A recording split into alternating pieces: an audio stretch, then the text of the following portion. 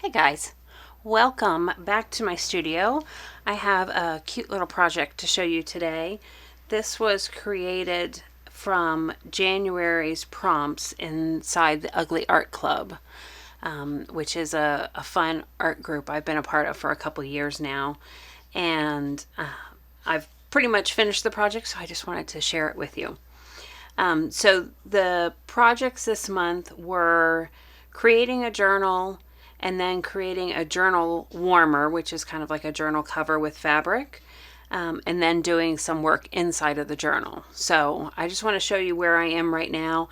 I can't guarantee that this is 100% done because every time I flip through, I find something else I want to add. So, but just to start, we have this little journal warmer that's on the outside. So I found this little hand crocheted, like, I guess it's like a little pot holder because it seems to have a little hook on it, but it's a teeny tiny little pot holder. But in an antique shop that was just kind of sitting there all by itself, and I thought, oh, it deserves a better home.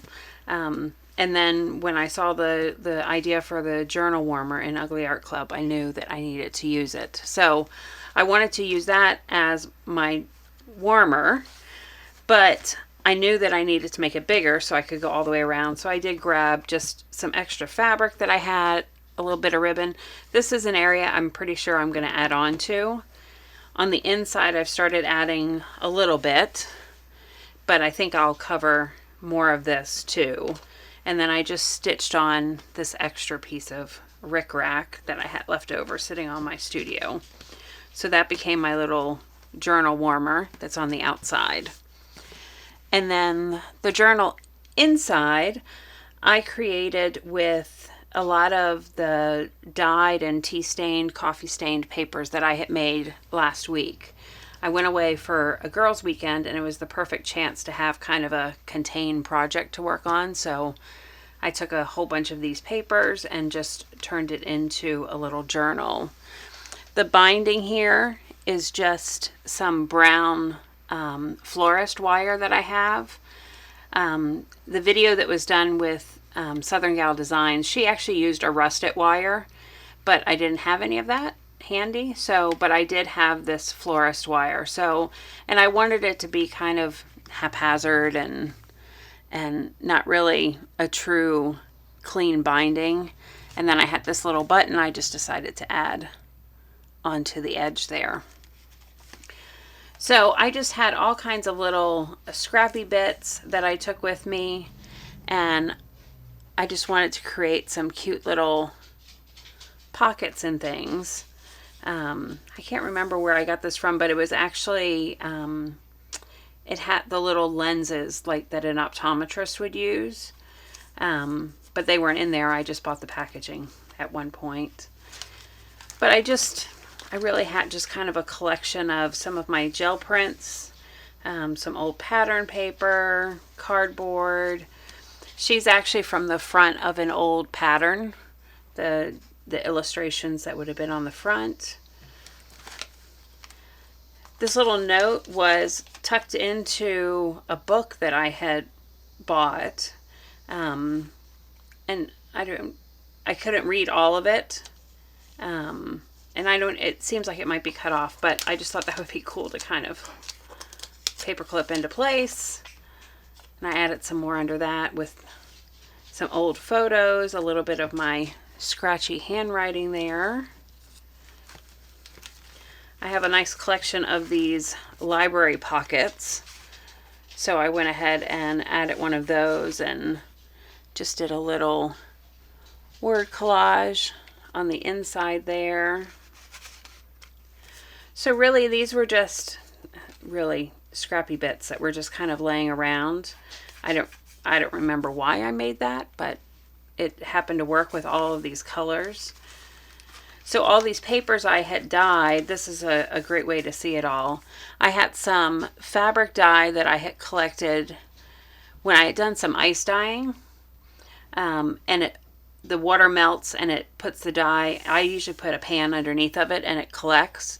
Of course, I have to pour it into a jar, so I keep it hanging around. And when I was doing my coffee dyeing, I decided to go ahead and grab some of that dye too, just to mix those two colors together. This is one of the window envelopes, and I just went ahead and tucked one of these photos in here, which of course, since I've put it in, it's become stuck in there. I may have to work on that one. Oh, there we go. It was just stuck on the front there. So this is one of Tim Holtz's strip photos, but I just really liked her. Added a playing card onto the bottom to make it a little higher. But I liked to have her just peeking out there so you could just see her. Along with a few more gel prints here. Couple more. I have a collection of these card catalogs. So see, some of these pages I can definitely have plenty of more space to add on to when I want to. So I feel like this is a book that'll kind of sit on my desk, and maybe when I'm stuck, I'll just go ahead and grab it and add some more bits to it. Since I wired this, I'm still playing around with the binding to try to get it to loosen up just a tiny bit so that I have a little more play with the binding.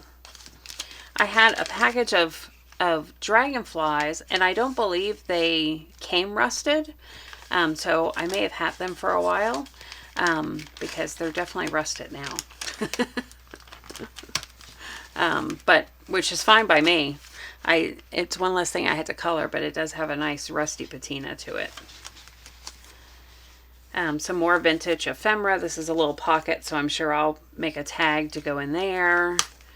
I'm also using up some tags that I have just sitting around. Sometimes I like to work on tags, and then I just put them on these big rings, so then I can flip through, and if one of them happens to fit with the color scheme, I can just go ahead and grab it. So that's what this is. I just put it sideways, but this was a little tag that I had worked on at some point, and I added some ephemera and a ribbon to it. Another page that's ready. This was a gel print. So I was working on the back here, but here's the front of it.